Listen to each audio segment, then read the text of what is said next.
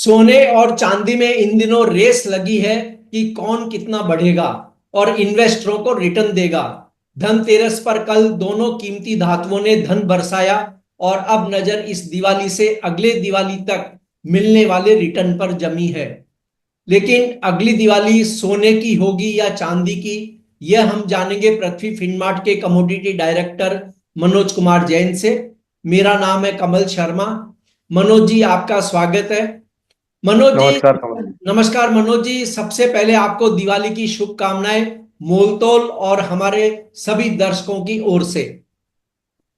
बिल्कुल कमल जी, आपको भी और सारे व्यूअर्स को दीपावली और नववर्ष की बहुत बहुत शुभकामनाएं। दिवाली सबके लिए मंगलमय हो ऐसी कामना करते हैं। जी मनोज जी, बीती दिवाली से इस दिवाली तक सोना और चांदी ने इन्वेस्टरों को माला माल किया है।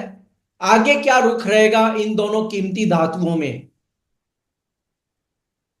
कमल जी, जहां तक सोने का सवाल है तो इस दिवाली नहीं, पिछले अगर 8 वर्षों का अगर आप इतिहास देखोगे तो केवल एक वर्ष को छोड़कर सोने ने ईयर ऑन ईयर 10% से अधिक का रिटर्न जो है पिछले 8 वर्षों में दिया है, एक वर्ष को छोड़कर। और चांदी भी यहाँ पे सोने के साथ ही चल रही है, लेकिन इस साल हमने देखा कि चांदी ने सोने को आउट परफॉर्म किया है, क्योंकि वहां पे इंडस्ट्रियल जो डिमांड है चांदी की वो बढ़ती हुई नजर आई है। तो हमारा मानना है कि सोने और चांदी की जो रफ्तार है ये अगले वर्ष भी जारी रहेगी, और निवेशकों को अगले वर्ष भी सोना और चांदी बिल्कुल निराश नहीं करेंगे। और बहुत ही अच्छे रिटर्न जो है सोने और चांदी में अगले एक वर्ष में फिर से यहाँ बनने की संभावनाएं नजर आती है। जी, आपने जो कहा उसके अनुसार देखें तो 2021 में सोने ने एक रिटर्न नहीं दिया था, लेकिन चांदी ने इस साल में अभी तक 40% से ज्यादा रिटर्न दिया है। मनोज जी, मनोज जी, सोना और चांदी दोनों ही बेहतर रिटर्न दे रहे हैं, लेकिन हम दिवाली 2025 की बात करें अगले साल की, तो पहली वरीयता किस चाहिए निवेशक को? यहाँ पे वरीयता सूची में सोना और चांदी दोनों ही रहेंगे, लेकिन अगर दोनों में से किसी को वरीयता देनी है तो वो चांदी रहेगी। अगले वर्ष के लिए हमारा मानना है कि चांदी की आउट परफॉर्मेंस जो है वो सोने से ज्यादा रहेगी। और यहाँ पे चांदी में जो बड़ी बढ़त की संभावना है इसलिए नजर आ रही है कमल जी, क्योंकि 12 वर्षों के बाद हमने अंतर्राष्ट्रीय बाजार में कीमतों को $34 के पार निकलते हुए देखा है। और भारतीय बाजारों में भी जो 1 लाख का साइकोलॉजिकल स्तर बना हुआ था वो इस वर्ष यहाँ पे चांदी छूती हुई नजर आई है। तो यहाँ पे एक बड़ा ब्रेकआउट जो है चांदी में देखने को मिला है, और जिस तरह से यहाँ पे इंडस्ट्रियल जो डिमांड है चांदी की वो लगातार मजबूत होती हुई नजर आ रही है। और चाइना ने यहाँ पे स्टिमुलस की शुरुआत की है, तो वर्ष के दरमियान यहाँ पे चाइना की जो औद्योगिक मांग है उसमें भी वृद्धि जो है वो देखने को मिलेगी। औद्योगिक मांग के साथ साथ चांदी की जो निवेश मांग है वो भी अब यहाँ बढ़ती हुई नजर आ रही है। और सोने की महंगाई के चलते यहाँ काफी सारे जो हम कह सकते हैं कि जो यूजर हैं, जो कंज्यूमर हैं, वो चांदी की जो ज्वेलरी है उसकी तरफ आकर्षित हो रहे हैं।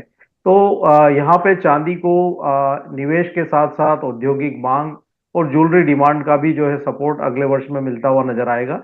इसलिए सोने और चांदी दोनों में जो वरीयता है वो चांदी को रहेगी।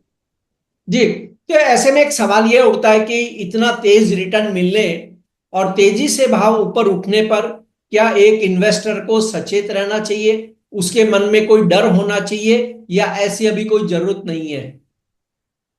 जहां तक डर का सवाल है तो निवेशकों के मन में डर नहीं होना चाहिए, क्योंकि लंबी अवधि में दोनों ही जो मूल्यवान धातुएं हैं उन्होंने बेहतर रिटर्न्स जो है निवेशकों को बना करके दिए हैं।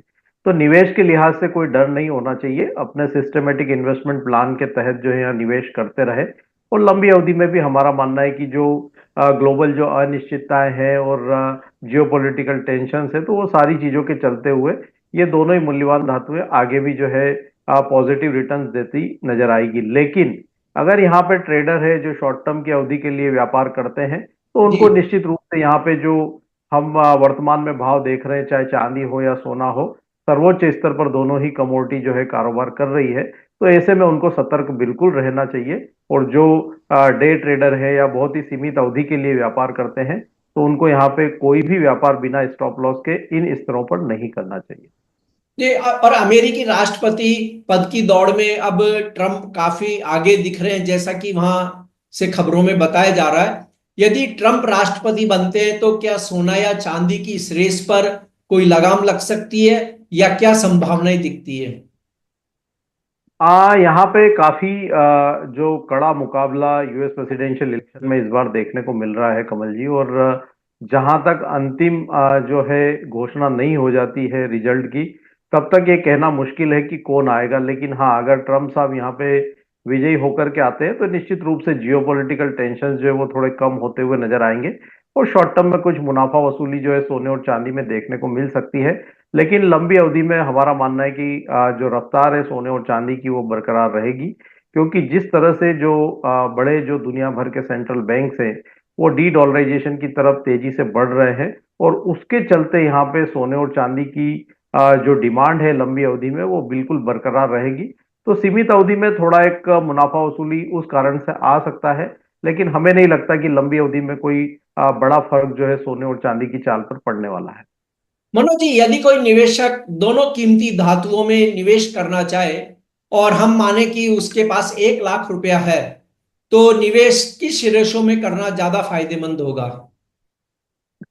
मेरा मानना है कि अगले एक वर्ष के लिए जो निवेश का रेशियो चांदी में 60% और सोने में 40% होना चाहिए, क्योंकि चांदी में वर्तमान स्तरों से लगभग 20% की जो रिटर्न की संभावनाएं नजर आती है, और हमारा लक्ष्य अगली दिवाली तक चांदी में 1,20,000 का है।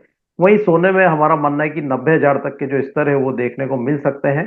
तो वर्तमान स्तर से लगभग 12% तक के रिटर्न जो है वो सोने में देखने को मिल सकते हैं। तो प्रेफरेंस के लिहाज से, और अगर हमको एक पोर्टफोलियो बनाना है, तो उस लिहाज से 60% जो वेटेज है वो चांदी को, और 40% जो वेटेज है वो सोने को देना चाहिए। लेकिन दोनों ही धातुओं में यहाँ पॉजिटिव रिटर्न बनने की संभावनाएं काफी अच्छी लग रही है, जो मौजूदा फंडामेंटल्स है उनके आधार पर। जी, आपका कोई disclaimer Manoj ji? Futures market में हमारी कोई पोजीशन नहीं है। हमारे क्लाइंट्स की समय समय पे रिकमेंडेशन होने के चलते पोजीशंस हो सकती है, लेकिन निवेशक होने के नाते हम भारत सरकार के बॉन्ड और ईटीएफ में जो है रेगुलर निवेश करते रहते हैं। जी, इस प्रोग्राम पर दर्शक अपने कमेंट्स जरूर करें। शुक्रिया मनोज जी, आपका धन्यवाद। शुभ दीपावली।